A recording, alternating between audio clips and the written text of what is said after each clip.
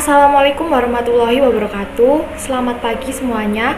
Perkenalkan, nama saya Ferdiana Wela Anggraini dengan NIM 090 dari kelas PGSD 2020C. Nah, pada video kali ini saya akan menanggapi problematika dalam pembelajaran Ibu Mimin. Menanggapi cara mengajar Ibu Mimin, guru SD yang menggunakan kurikulum merdeka saat mengajar. Ibu Mimin dalam mengajar pembelajaran IPA pada materi fotosintesis hanya menggunakan LKS dan metode pembelajaran ceramah, sehingga pada saat pembelajaran berlangsung, para peserta didik merasa bosan karena hanya diterangkan melalui buku LKS dan hanya bisa berangan-angan mengenai proses terjadinya fotosintesis. Siswa-siswa akan cenderung lebih pasif karena tidak berkesempatan untuk menemukan sendiri konsep yang diajarkan. Siswa hanya aktif membuat catatan saja. Lalu kepadatan-kepadatan konsep yang diberikan mengakibatkan siswa tidak mampu menguasai bahan yang diajarkan. Mereka akan gampang lupa dengan materi yang telah dipaparkan oleh guru. Itu semua disebabkan karena siswa hanya mendengarkan saja penjelasan dari guru dan tidak mengetahui secara konkret bagaimana proses terjadinya fotosintesis. Selain itu, dengan hanya menggunakan metode ceramah menyebabkan belajar siswa itu hanya menghafal dan tidak mengakibatkan timbulnya pengertian dan pemahaman mengenai materi yang telah dipelajari. Nah, oleh karena itu, seharusnya Ibu Mimin ini lebih menggunakan metode pembelajaran yang lebih efektif kepada anak didik. Selain metode pembelajaran, harus juga dilengkapi dengan media pembelajaran yang konkret. Misalnya, kalau proses fotosintesis, anak didik bisa diberikan sebuah media pembelajaran animasi terjadinya fotosintesis ataupun infografis mengenai terjadinya fotosintesis. Ataupun anak didik juga bisa diajak untuk melakukan sebuah eksperimen ataupun percobaan mengenai terjadinya fotosintesis. Seperti itu. Selain itu tadi, dapat juga melakukan sebuah kolaborasi model pembelajaran. Tidak hanya menggunakan metode pembelajaran ceramah saja, melainkan bisa menggunakan metode pembelajaran yang lain yang mana bisa membuat anak aktif dan kritis saat melakukan kegiatan pembelajaran mengenai fotosintesis.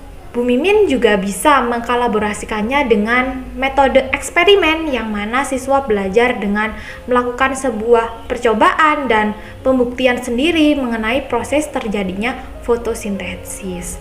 Atau Bu Mimin juga bisa menggunakan model pembelajaran inquiry. Pembelajaran inquiry merupakan suatu model pembelajaran yang dapat melibatkan seluruh kemampuan siswa untuk mencari dan menyelidiki secara sistematis, kritis, logis, analitis, sehingga mereka dapat merumuskan sendiri penemuan-penemuannya dengan penuh percaya diri. Pembelajaran inquiry dapat menekankan kepada aktivitas siswa secara maksimal untuk mencari dan menemukan seluruh aktivitas yang dilakukan siswa. Diarahkan untuk mencari dan menemukan jawabannya sendiri dari suatu pertanyaan, sehingga diharapkan untuk menumbuhkan sikap percaya diri. Tujuan dari pembelajaran inquiry sendiri yaitu mengembangkan kemampuan berpikir secara sistematis, logis, dan kritis, atau mengembangkan kemampuan intelektual sebagai bagian dari proses mental.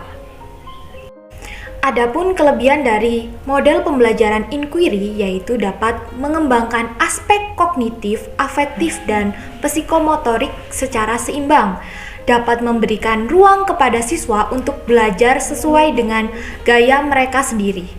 Pembelajaran ini merupakan strategi yang dianggap sesuai dengan perkembangan psikologi belajar modern yang menganggap belajar adalah proses perubahan tingkah laku berkat adanya pengalaman. Untuk kekurangan model pembelajaran ini yaitu sulit mengontrol kegiatan dan keberhasilan siswa, sulit dalam merencanakan pembelajaran. Oleh karena itu, terbentur dengan kebiasaan siswa dalam belajar. Kadang-kadang dalam mengimplementasikannya memerlukan waktu yang panjang, sehingga seringkali sulit untuk menyesuaikan dengan waktu yang telah ditentukan.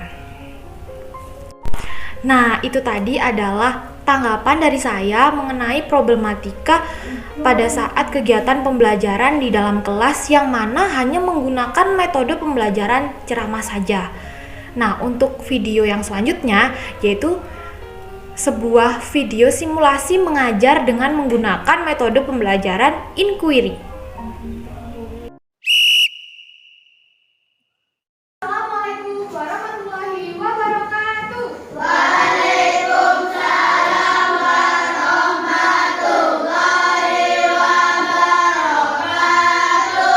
Selamat pagi semuanya. Bagaimana kabarnya? Ayo kita jadwal dulu ya. Tepuk semangat. Bisa kan masih ingat semuanya? Ayo 1, 2, 3. Tepuk semangat.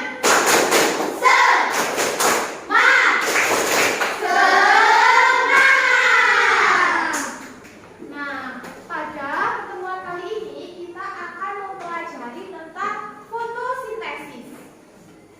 Nah, masih ingat fotosintesis itu apa? Oh, belum ya, belum, masih mau dibuka ya. Ini Bu Ella kasih LKPD-nya dulu.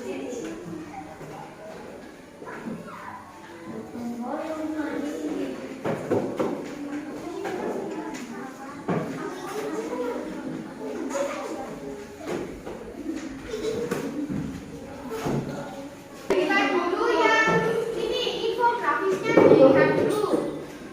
Yang bagian awal. Bagian awal begini. Nah, ayo dibaca bersama-sama. Ini ada percakapan antara dua anak. Sudah dilihat semuanya? Ya, melalui pengamatan ini bagaimana tumbuhan mencari makanan? Ada yang tahu? Kalau kita manusia mencari makanan dengan cara gimana? Ayo, siapa yang tahu? Bekerja. Ya, bekerja. Kan bekerja itu ngapain? Bergerak, terus mencari uang. Terus uangnya dibuat beli. Bergerak, makanan. Makanan apa saja yang biasanya kalian makan? Sayuran sama daging. Ya. Terus kalau hewan nyari makanannya gimana caranya? Memburu mangsa kalau yang karnivora, ya. Terus kalau yang herbivora makan tumbuhan, kan? Makan rumput. Berarti itu makan apa? Makan tumbuhan. Nah, kalau manusia dan hewan, kalau mencari makanan dengan cara kan bergerak. Nah, kalau tumbuhan gimana? Kalau mencari makanan, memproduksi sendiri. Jadi perbedaannya hewan, manusia, dan tumbuhan. Kalau hewan, manusia cari makanannya nggak bisa buat sendiri, harus makan menggunakan apa? Tumbuhan. Kalau tumbuhan bisa menciptakan makanannya sendiri. Nah, itu lihat, kucing ini seperti lapar. Kalau tumbuhan bisa merasa lapar atau tidak ya? Bisa.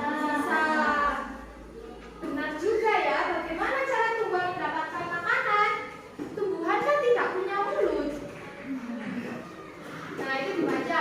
Manusia dan hewan akan mencari makanannya jika merasa lapar. Hewan akan bergerak mencari mangsa.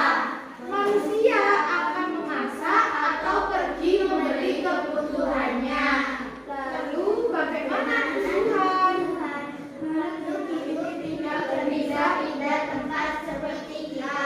Tidak juga memiliki mulut. Namun sama seperti semua makhluk hidup lainnya.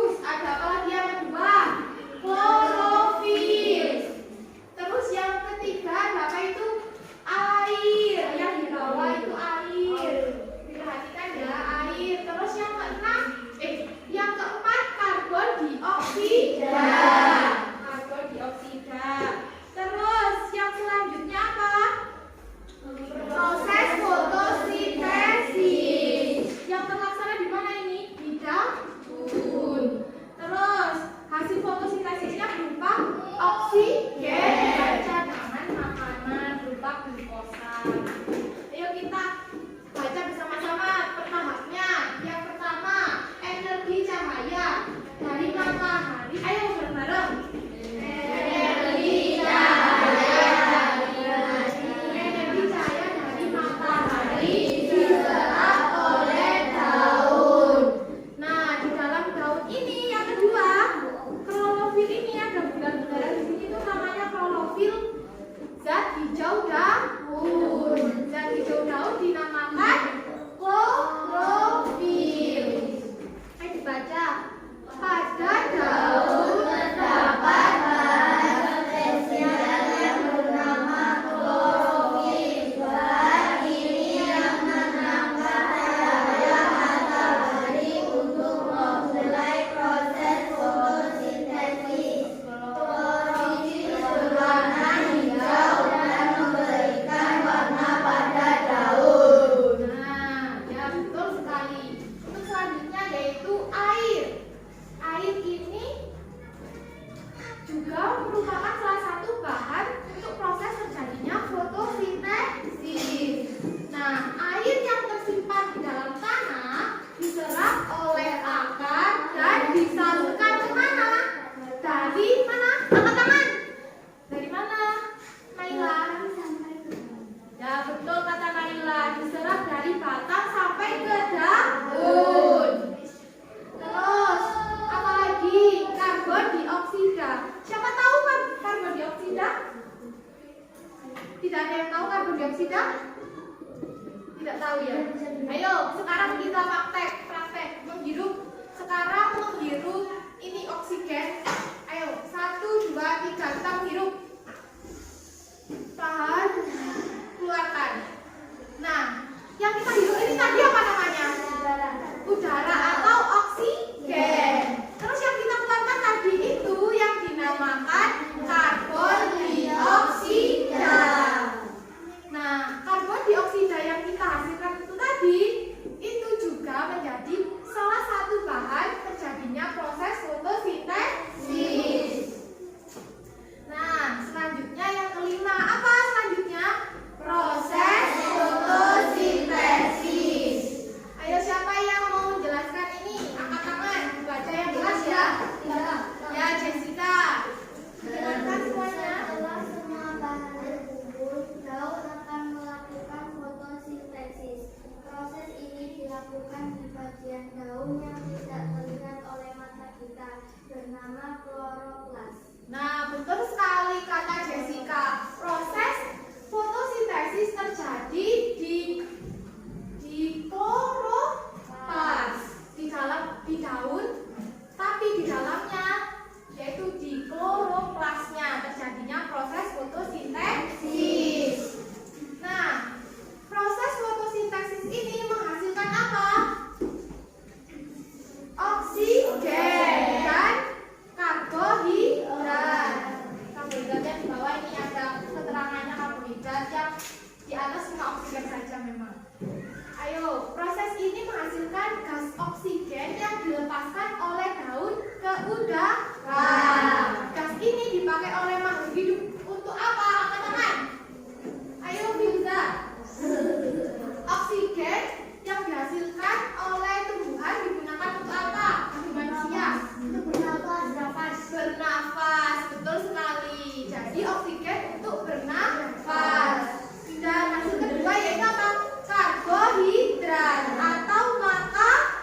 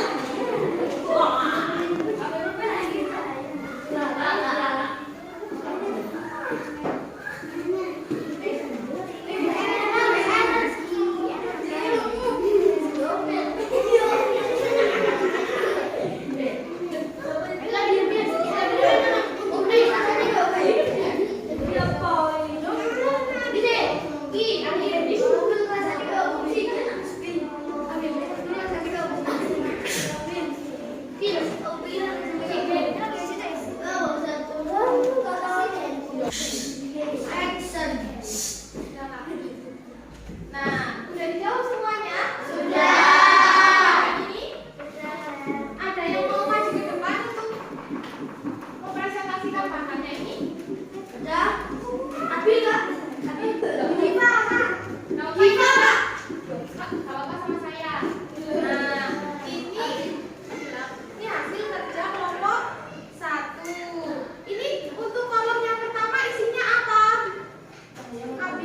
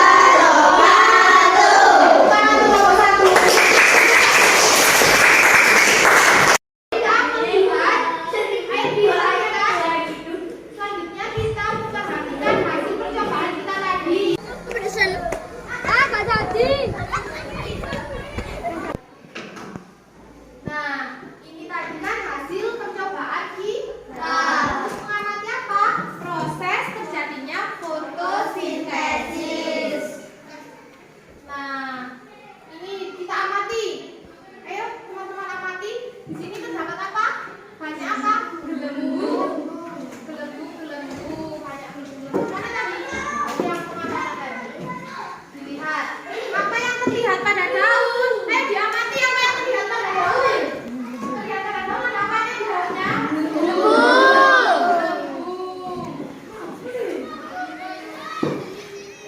Apa keterkaitan percobaan ini dengan proses fotosintesis? Kenapa yuk? Kenapa kita kok hanya ini Kak? Kenapa kok kita cuma mencelupkan daunnya saja? Kok nggak sampai akar-akarnya juga? Karena ini kita menggunakan daun yang masih segar. Daun yang masih segar masih memiliki cadangan klorofil di dalamnya. Nah, belum-belum ini hasil dari fotosintesis. Ini apa ini? Berarti mengeluarkan apa? Gelembung oksigen. Jadi ini tadi mengeluarkan gelembung-gelembung oksigen. Nah, ini gelembungnya. Semuanya ada gelembung-gelembungnya? Ada. Berarti proses pengamatannya berhasil. Nah, ini pertama.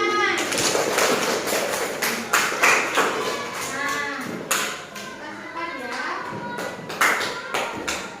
Adalah kegiatan kita pembelajaran pada hari